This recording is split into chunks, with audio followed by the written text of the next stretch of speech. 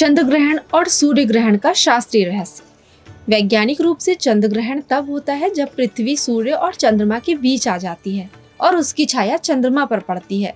सूर्य ग्रहण तब होता है जब चंद्रमा पृथ्वी और सूर्य के बीच आ जाता है और सूर्य की रोशनी को पृथ्वी पर आने से रोक देता है। यह सब खगोलीय गणनाओं और निश्चित मार्गों पर निर्भर होता है, लेकिन भारतीय शास्त्रों ने इन घटनाओं को केवल विज्ञान के रूप में नहीं देखा। शास्त्रों के अनुसार ग्रहण राहु और केतु के कारण होता है। राहु और केतु कोई भौतिक ग्रह नहीं बल्कि छाया ग्रह हैं, जो कर्म और भ्रम के प्रतीक माने जाते हैं। पौराणिक कथा के अनुसार समुद्र मंथन के समय एक असुर ने अमृत पी लिया था। सूर्य और चंद्र ने उसकी पहचान कर ली। विष्णु जी ने उस असुर का सिर काट दिया। सिर बन गया राहु और धड़ बन गया केतु। अब यह दोनों सूर्य और चंद्र से प्रतिशोध लेते हैं और उन्हें समय समय पर निगलते हैं। यही है ग्रहण की शास्त्रीय व्याख्या।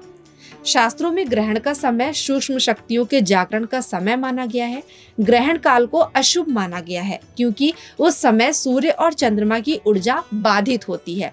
इसलिए उस समय भोजन, पूजा, यात्रा आदि से बचने की सलाह दी जाती है। ग्रहण के समय मंत्र जाप और ध्यान अत्यंत प्रभावी माना गया है क्योंकि इस काल में बाधा और शुद्धि दोनों चरम पर होते हैं।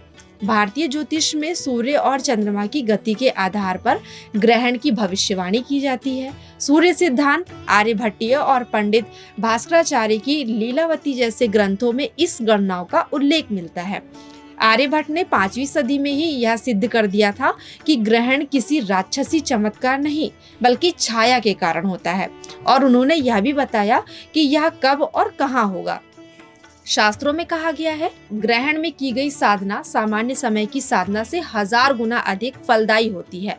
तुलसीदास ने रामचरितमानस में लिखा, ग्रहण समय सुमिरन जे करई, तापर कृपा करत सुर करई। यानी जो ग्रहण काल में प्रभु का स्मरण करता है उस पर देवताओं की भी कृपा होती है। तो ग्रहण केवल आकाश में होने वाला दृश्य नहीं बल्कि आत्मा के लिए एक गहन संकेत है। यह अंधकार और प्रकाश के संघर्ष का प्रतीक है, ब्रह्मा भी और आंतरिक भी। शास्त्रों की यह दृष्टि हमें केवल देखना नहीं बल्कि समझना सिखाती है।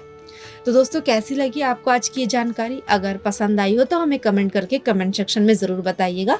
मिलते हैं अपने नेक्स्ट एपिसोड में ऐसे ही कुछ रोचक व रहस्यमय विषय के साथ। तब तक के लिए मैं आप सभी से आज्ञा चाहती हूँ। धन्यवाद।